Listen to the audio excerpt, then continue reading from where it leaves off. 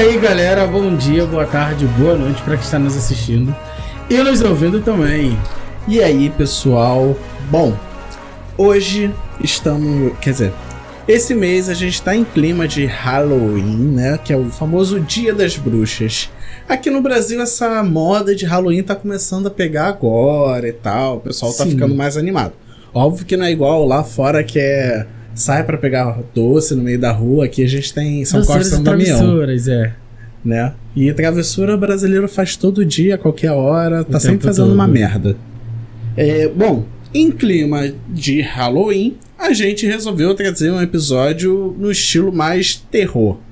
Nós temos, por exemplo, o Gato de Preto. Exatamente, mas esse não tá assustando muito.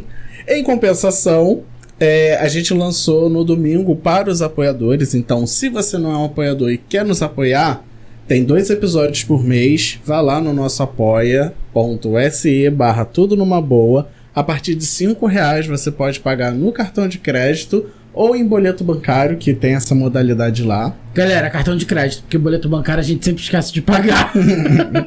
Então vai no cartãozinho, porque R$5 não é nenhuma anuidade, gente. Não é nem um refrigerante hoje em dia de R$5. Refrigerante tá 6. Então é isso, a gente tem episódios exclusivos, a gente fala sobre a gente fala sobre os outros, sobre fofoca dos outros. E tem um episódio exclusivo pros apoiadores, da gente reagindo a algo que seja interessante.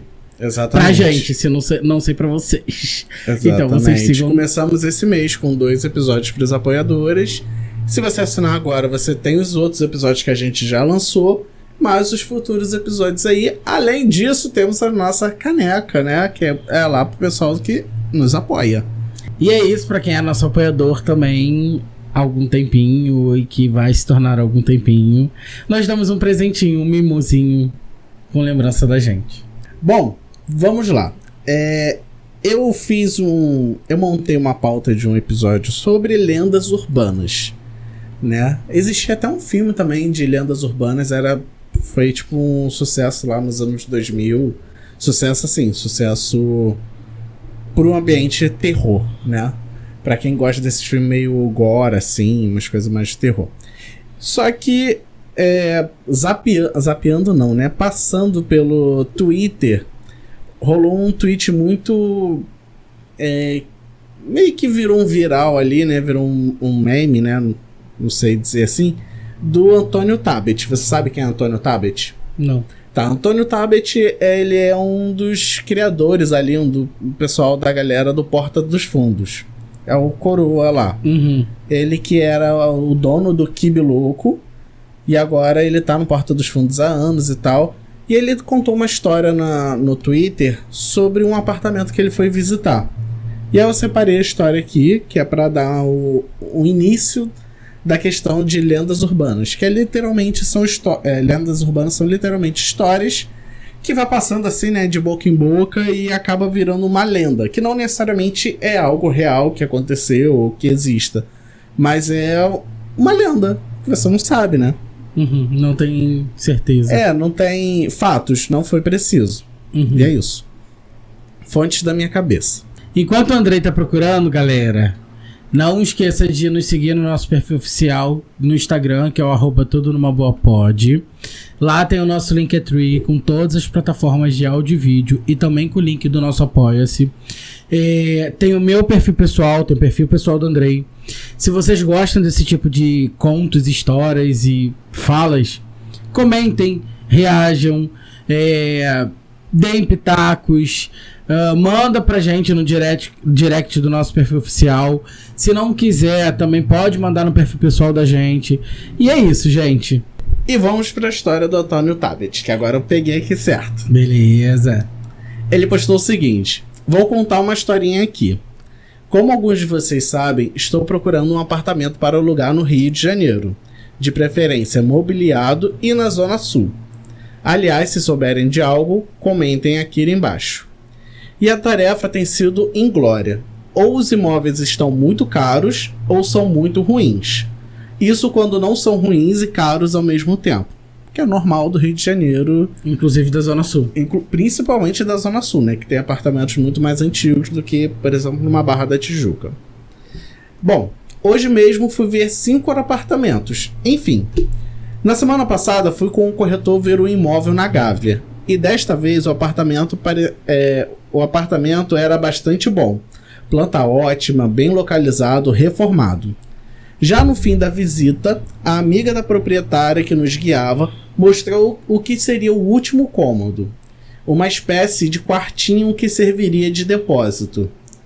Havia umas prateleiras e nada mais. Apenas uma outra porta no fundo do quarto. Que dava pra onde? Perguntei que porta era aquela e ela disse que era para outro quartinho, ou depósito. Achei estranho, mas fui até lá. A moça abriu a porta e de fato era um outro quartinho. Só que este era completamente escuro. Perguntei onde era o interruptor e ela disse que ali não tinha instalação elétrica. Ela até sugeriu que eu guardasse vinhos ali por conta da umidade. Já estava achando incomum, para dizer o mínimo. Quando vi uma placa de metal no chão, perguntei o que era e ela me disse de se tratar de um alçapão. Vou repetir, um alçapão. Eu e meu corretor nos olhamos e ele perguntou se era uma espécie de quarto do pânico. Ela negou. Perguntei para onde o alçapão dava e ela respondeu que cairia no hall dos elevadores do andar de baixo. Perguntei se era uma rota de fuga e ela negou novamente. Cheguei a cogitar se tinha algo a ver com a ditadura militar, mas o prédio era de meados dos anos 80, depois da ditadura. Quando fui abrir o alçapão, desculpem, mas preciso dizer toda vez que escrevo alçapão, eu me sinto num episódio de Stranger Things. Nunca vi, mas sei o que é. Ela não deixou. Aliás, ela nos proibiu de sequer mexer nele. Ué, gente, mas eu tô alugando uma casa. Eu preciso saber o que tá ali. Sim. Não, eu já tenho milhões de teorias do que era aquilo, mas... Disse que aquele alçapão... É até difícil falar alçapão. Disse que aquele alçapão não poderia ser aberto jamais. Mesmo que se eu alugasse ou comprasse o apartamento. Perguntei, agora mais assustado, o porquê. E ela disse que só diria com a permissão da dona ou se eu fechasse o negócio. Evidentemente não fechei o negócio, mas descobri que alçapão era aquele. E porque não poderia ser aberto, virou nossa obsessão. Minha e do corretor. Ainda não descobrimos. A última pista que tivemos foi um áudio da proprietária, que mora fora do Brasil, dizendo que, se eu estava mesmo interessado naquele imóvel, deveria fingir que aquele quarto e, consequentemente, o alçapão não existe. Impossível. Eu e meu corretor apelidamos o alçapão do diabo, porque o clima que ficou foi esse. Como se abrir aquela placa de metal, Lúcifer ou um Leviatã sairia dali para condenar a humanidade. Se alguém aqui tiver mais pistas sobre este mistério, teremos prazer em saber. Se não tiver, fica ao menos a informação. Se vocês queriam saber onde começa o apocalipse, a resposta está dada, na Gávea. E tem o endereço do imóvel? Não, ele não bota o endereço, mas eu lembro que nos comentários, aqui o Twitter não tá conectado, mas nos comentários tem tipo gente falando assim, é um apartamento que fica num local meio tal e tal, aí ele confirma. Então tem muita gente que já conhece a história desse apartamento e de fato existe alguma coisa. Gente, mas eu abriria. Sim. Mas aí também pode ser aquela coisa, né? Vou alugar pra saber o que tem dentro, que às vezes o que tem dentro não é nada. Mas aí alugo e tem alguma coisa, e aí? Eu já criei, assim, quando eu vi essa história a primeira vez, eu criei a teoria na minha cabeça de que a mulher era meio louca da vida e matava prendia as pessoas ali dentro. Sabe qual é? Tipo, foi a primeira coisa que eu pensei. Ela deve guardar corpo, guardar alguma coisa bem... porque o lugar também é úmido, né? Aham. Mas é isso, então, aí com essa história eu fiquei pensando assim, cara... o Brasil tem muitos contos assim de terror, tem muitas coisas assim aleatórias, de fantasma, de lendas urbanas de fato, de serial killers, essas coisas da vida. que eu resolvi pegar algumas histórias que são brasileiras. E uma bem famosa que muita gente não sabe que é brasileira é a Loura do Banheiro. Tu já ouviu falar, né? Eu já fiz isso no banheiro da escola. Mas você sabe por que é no banheiro da escola? Não, vou saber se você contar agora. Ou você pode contar também, mas quando vocês brincavam, você tinha que falar palavrão também ou era só gritar Loura do Banheiro? Loura do banheiro, 3 vezes na frente do espelho. Aí dava descarga? Depois apertava o interruptor e dava descarga. É porque tem histórias que a galera tem que falar palavrão, não sei o quê. E aí, a Loura do Banheiro é famosa em outros lugares, né? Também existe como Maria Sangrenta. Tem a Blood Mary, que também eu acho que é do 2º episódio de Supernatural. Quando o Supernatural era muito bom, lá no início, eles botavam muitas coisas de lendas urbanas. E o 2º episódio era sobre a Blood Mary. E lá era só você falar 3 vezes na frente do espelho que ela aparecia. Você já fez isso? Nunca fiz. Sério? Não faça aqui dentro de casa. Não, acho que não. Mas assim, eu nunca fiz isso da Loura do Banheiro. Eu acho que do compasso eu só brinquei uma vez. Do compasso eu tinha medo. Da Loura do Banheiro não, mas do compasso. Não, porque a Loura do Banheiro é o espírito. E o compasso, sei lá, vai que me fora, sei lá. Eu tinha medo. Já joguei o jogo do copo. Também nunca. Não, esse eu nunca joguei. Mas o pessoal fala que o copo sai, bate na parede. Enfim. São essas loucuras e lendas que existem e que você fica naquela coisa de será que é e não é. Mas, voltando ao assunto, a Loura do Banheiro é uma história brasileira que muita gente não sabe. Então beleza, eu vou falar sobre a Loura do Banheiro porque eu já fiz e ela nunca apareceu. A lenda é que ela teria se inspirado na história do jovem Maria Augusta de Oliveira, nascida no final do século XIX, em Guaratinguetá, em São Paulo. Dizem que ela seria filha do Visconde de Guaratinguetá, que teria obrigado a menina a se casar-se aos 14 anos com um homem influente. Na época, isso era considerado normal. Nada feliz com o casório arranjado, Maria Augusta vendeu suas joias, mostrou que tinha muita atitude e fugiu para Paris aos 18 anos. Na cidade, a jovem viveu até 1891, quando teria falecido com apenas 26 anos. O motivo ainda é um mistério, graças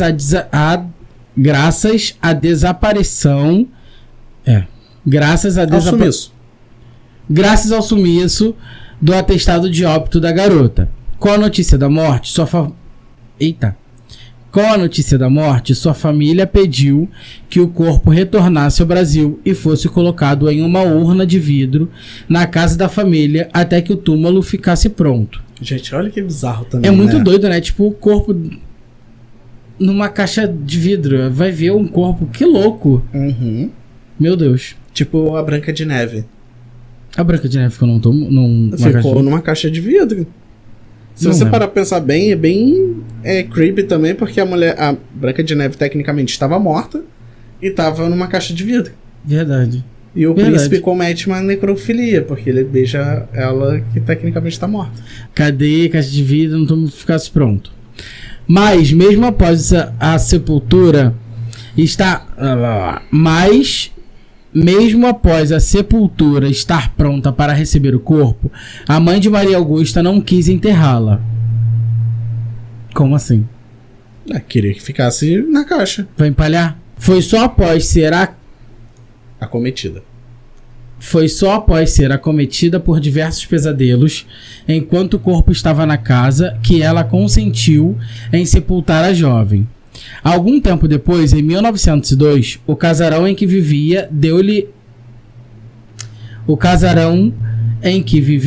deu lugar à Escola Estadual Conselheiro Rodrigues Alves, onde dizem que seu espírito vaga até hoje, aparecendo com frequência nos banheiros femininos. A história ganhou força após um incêndio misterioso acontecer na escola em 1916, fazendo com que o prédio tivesse que ser totalmente reconstruído. Mesmo assim, é difícil entender o porquê de sua história ter se transformado tanto a ponto de pouca gente conhecer sua figura forte de uma mulher que lutou pelo seu direito de ser feliz em uma época em que isso ainda era um privilégio masculino. Dizem que um dos motivos para isso é o fato da sua história ter sido usada nas escolas para evitar que os alunos matassem aula no banheiro. Então, assim, ela lutou contra e a história dela foi passada para todo mundo como se... Não, a história dela foi literalmente esquecida e virou literalmente um fantasma. Deixou de ser aquela mulher que... batalhou pela sua liberdade. Que não queria seguir o patriarcado para virar uma história de uma mulher que assusta as crianças porque não querem assistir aula, basicamente. Continuando, uma das versões chega a ser que a loura do banheiro era uma menina que estava matando aula quando bateu a cabeça e morreu. Tipo, não é nada disso. Mas a história de rebeldia da Maria Augusta é bem mais interessante. Você não acha? Sim, porque agora eu sei o porquê do banheiro da escola, porque a casa dela se tornou uma escola depois de muitos anos. E é isso, eu não sabia que ela tinha, tipo, fugido. E naquela época acontecia muito, né, essas paradas. De criança, né? Uma criança casando por culpa de influência. E hoje em dia a gente meio que revive essa história, se parar pra pensar. A quantidade de gente jovem que casa com pessoas que são influencer digital, influência do empresário, essas coisas todas ainda existem. É isso. Não é algo que... E viva a hipocrisia. Que mudou muito, não. Bom, a segunda história é sobre o Homem do Saco. Você já ouviu essa história? Tipo, na casa da minha avó... Acontece muito. Perto da casa da minha avó tem uma praça, né? E aí sempre rolava, minha avó sempre contava assim, não fica tarde na rua não, porque senão o velho do saco vem te pegar. E aí teve uma época também que eu lembro que tinha o maníaco da seringa. Nunca ouvi. O maníaco da seringa era um cara que ele era portador do vírus do HIV. E ele iria te dar uma seringada. E ele pegava a seringa com o sangue dele pra aplicar nos outros. E é uma história que, se eu não me engano, até é real, mas posso estar falando besteira. Só que isso assustava as pessoas, ainda mais pela época que era. Mas o velho do saco eu lembro muito, porque ele meio que se parece um pouco com a história de Papai Noel. Acontece muito. Só que ele, em vez de dar presente, ele pegava as crianças, né? Uhum. Mas eu ficava pensando, cara, como é que o maluco vai pegar a criança e vai botar num saco e o saco não vai rasgar? Eu ficava também assim, eu ficava nessa pira. Aí tinha que carregar uma criança por vez. Só que na minha imagem mental... era um cara carregando um saco grande, que nem o Papai Noel, cheio de criança dentro. Tipo, as crianças todas se debatendo num saco. Exatamente. Mas a história... qual é a verdadeira história do Homem do Saco?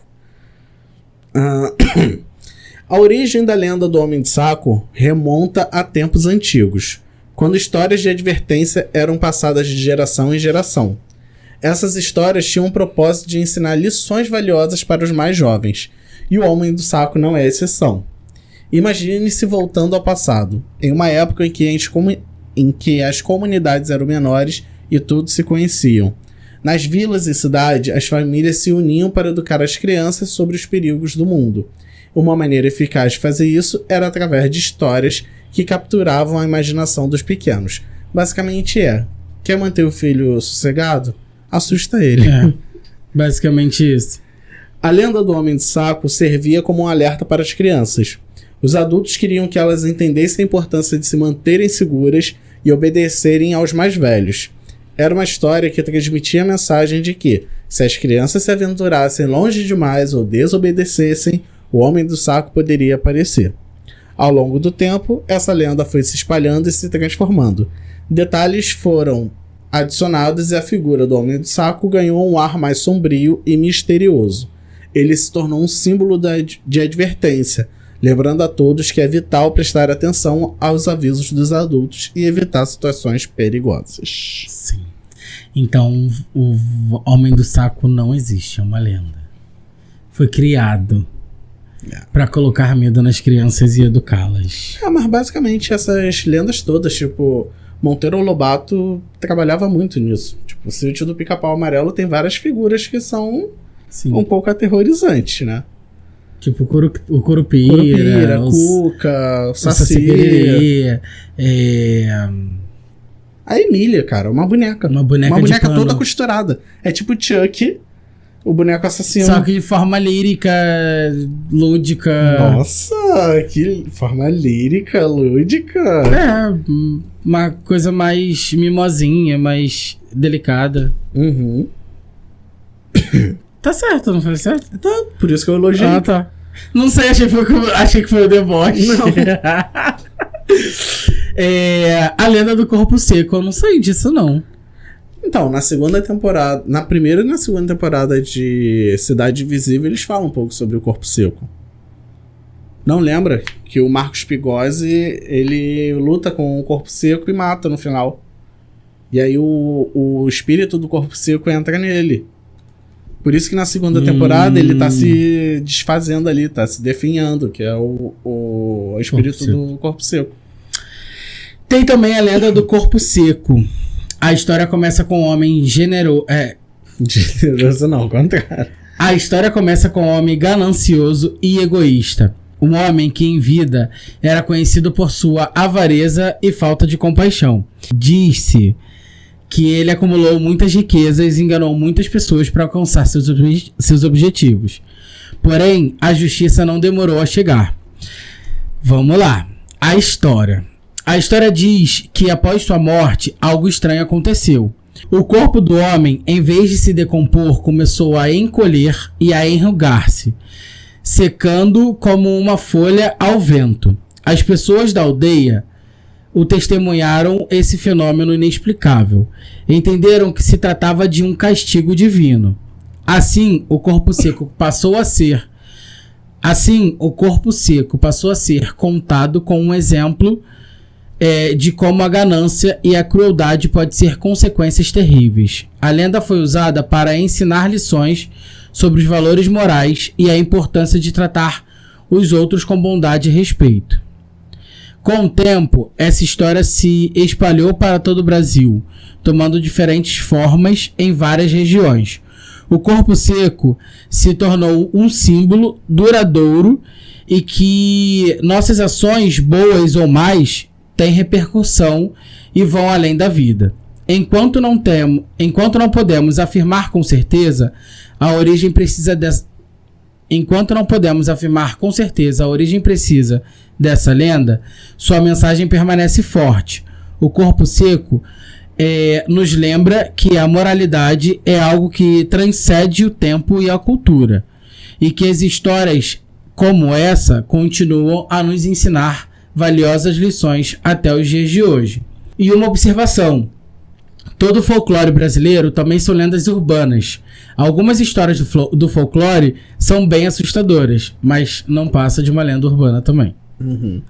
Mas que é a cultura do Brasil que infelizmente se perde a cada ano, né? Sim. Eu acho legal que Cidade Invisível é uma série que resgata bastante essa cultura do folclore lendas, brasileiro, sim, né? Tem questão do boto, tem a rasga-mortalha, tem o corpo seco, tem o curupira, tem saci, tem a cuca. Então tem várias galeras assim que a gente deixou perder por conta da migração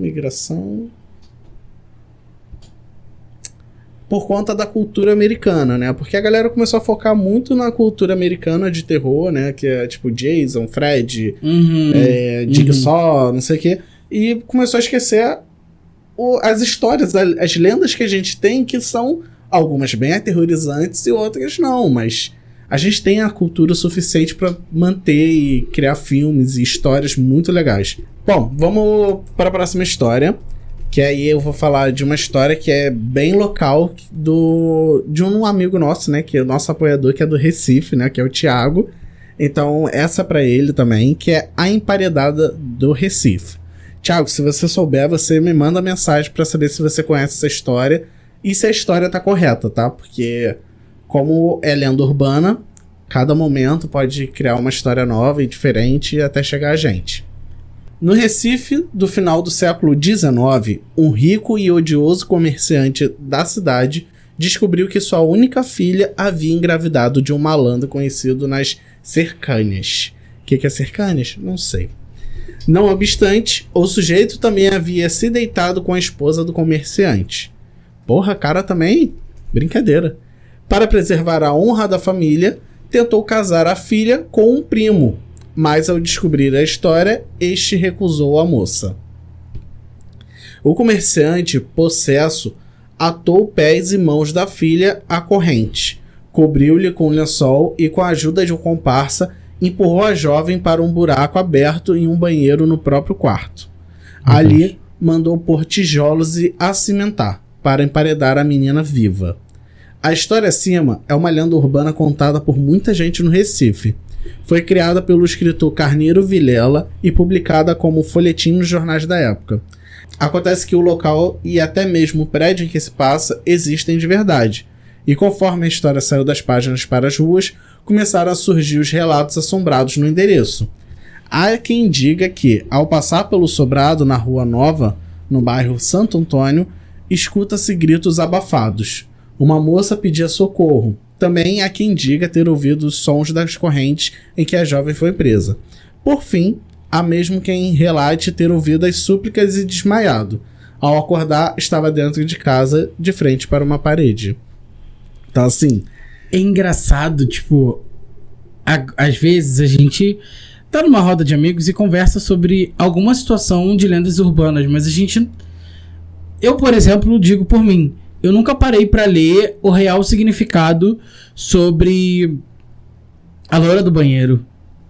Por isso que eu estou trazendo aqui. Sim, é muito doido. Tipo, tu parar pra ver que por trás disso é igual, por exemplo... Lá no início do podcast, quando a gente se apresentou e disse que existiam 2 temas que a gente jamais iria debater aqui, que nós não iríamos trazer porque divide muito opiniões, é sobre religião e...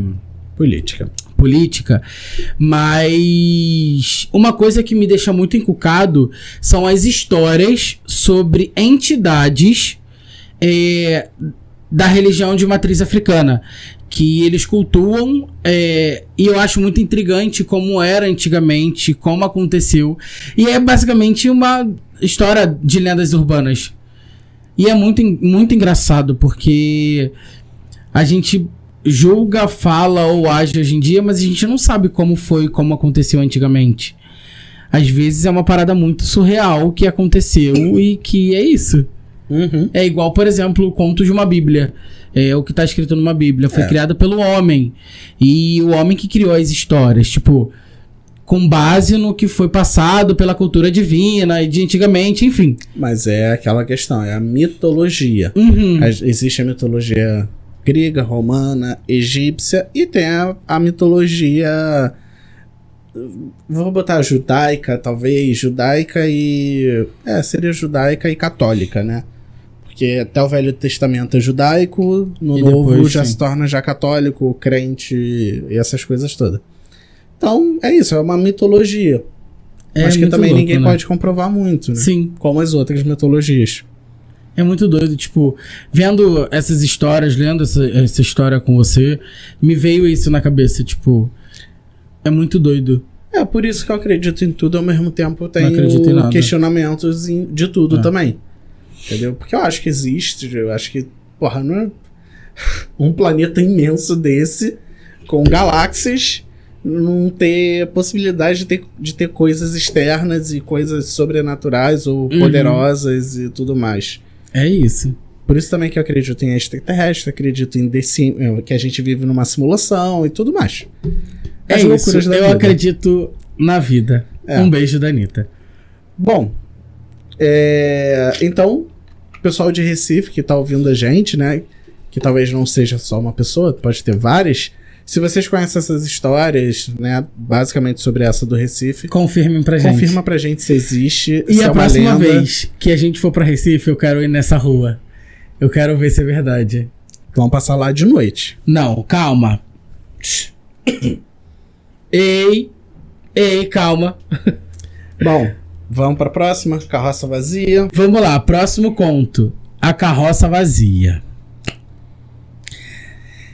Vamos lá. Nas noites de inverno, quando o frio nevoeiro que vinha do mar descia sobre a cidade, as pessoas que moravam em uma certa rua de São Francisco, denominada hoje Rua 10, eram acordadas nas altas horas da madrugada, com o barulho de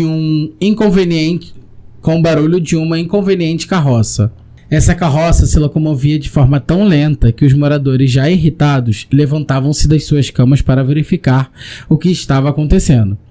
Quando abriam as janelas de suas casas para espiar quem era o responsável por tamanho incômodo, tinham um tremendo susto. A carroça não tinha cavalo. Dentro da carroça, panelas velhas, baldes amassados, chaleiras e bules, alguns pendurados do lado de fora da carroça, eram os responsáveis pelo tremendo barulho. As pessoas escondiam-se em suas casas, assombradas com tamanha manifestação do outro mundo, esperando com que a carroça e o barulho se desaparecessem ao longo do nevoeiro. Contam as pessoas mais velhas que um carroceiro vivia espancando seu cavalo. Dizem que uma força sobrenatural entrou no cavalo e, como vingança pelos maus tratos que sofria, ele se vingou, matando o carroceiro, e com um coice fatal, desde então o cavalo desapareceu e nunca mais foi visto. E a carroça anda sozinha? Com o espírito. O espírito do cavalo. Ou o espírito ou o espírito do carroceiro puxando. Que o cavalo foi embora e o carroceiro fica puxando a carroça sozinha. Meu Deus. Que doido, imagina. Uhum. Bom, vamos para a última história. E antes da gente contar, se você chegou até aqui, não se esquece de, se tá assistindo o vídeo no YouTube, curtir o vídeo. Se tá nos ouvindo, se tiver como avaliar, a gente avalia bem. Manda pros outros. Manda pra quem você gosta. Manda pra quem você não gosta. Fala, ó, não gosto de você, então assiste isso aqui. É isso, já dizia Melody. Fale bem ou fale mal, mas fale da gente. Não esqueça de ativar o sininho no YouTube. No Spotify também tem sininho. Tem sininho também. Não esqueça de nos seguir, nos curtir. Comentar. Em todas as plataformas de áudio e vídeo. Vocês podem comentar, cara. Pode falar com a gente no privado também. A gente é super receptivo. As pessoas falam que o Andrei é mais do que eu. O Andrei parece ser mais acessível que eu, mas eu também sou acessível. É isso. Um beijo. Bom, vamos para a última história. Procissão das Almas. Reza a lenda, na cidade de Mariana, vivia uma mulher de língua ferina, que passava o dia na janela de casa dando conta da vida alheia. A famosa fofoqueira do bairro. Até que certa vez, numa noite, ela teria ouvido o lamento de uma procissão. Estranhou. Aquela hora todos dormiam. A igreja não havia tocado o sino. Ainda assim, continuou na janela e observou o grupo de pessoas, coberta dos pés até a cabeça em tecidos brancos, todas levando nas mãos uma vela acesa. À frente do cortejo, levava uma cruz negra pregada de panos da mesma cor. No centro, logo atrás, a própria morte ia com a foice. Dado o momento, uma das caminhantes achegou-se na janela da curiosa e disse: "Mulher, a noite é dos mortos. Guarde esta vela para mim." A seguir, outra participante se aproximou e, como se soubesse da fama da outra, falou: "Mulher, guarde a sua língua. Amanhã estaremos juntos em outras passagens." A mulher, feliz pelo presente inesperado, foi dormir com a vela ao lado da cama. Dia seguinte, quando acordou, em vez da vela, havia ali um osso pequeno de uma criança. Foi tamanho o susto que desmaiou. Chegaram a acudir a fofoqueira, mas ela já estava morta. Oh my God! Olha o plot twist. Eu não quero mais olhar a janela de madrugada. Chocado. Bom, um espírito alertou, o outro espírito a matou. Uhum. É isso. Bom, gente, é isso. Esse foi o nosso episódio aí especial com lendas urbanas. com significados, né, também das lendas urbanas, né? Trouxemos a história por trás das lendas, de algumas, e algumas mensagens que são importantes, que é o quê? Ameace seus filhos com histórias de terror. É isso, e tá tudo bem. Ou não. É isso, esse foi mais um episódio. Muito obrigado por vocês terem chegado até o final. Obrigado por aturar a gente. Mas eu sei também que foi um pouquinho de curiosidade sobre o que nós estávamos falando. É isso. Não esquece de nos seguir no nosso perfil oficial do Instagram, @tudonumaboapod. Lá tem o meu perfil pessoal, tem o perfil pessoal do Andrei. Tem o nosso Linktree com todas as plataformas de áudio e vídeo. Tem também o link do nosso Apoia-se. Nós estamos nas seguintes plataformas: YouTube em vídeo. Temos corte também. Estamos no Spotify, Amazon Music, Apple Podcast e o Google Podcast por enquanto, porque o Google Podcast vai encerrar no final do ano e a partir do ano que vem nós não estaremos mais. Tem o link do nosso Apoia-se que vai diretamente, o André já falou no início do episódio, é a partir de R$5, não é nem uma anuidade de um cartão. Seja nosso apoiador, temos fofocas nossas, fofoca dos outros. Um vídeo no mês exclusivo reagindo a coisas legais ou não. E é isso. Muito obrigado mais uma vez. Um beijo e até o próximo episódio. Tchau, gente. O Júnior já deu todo o recado possível.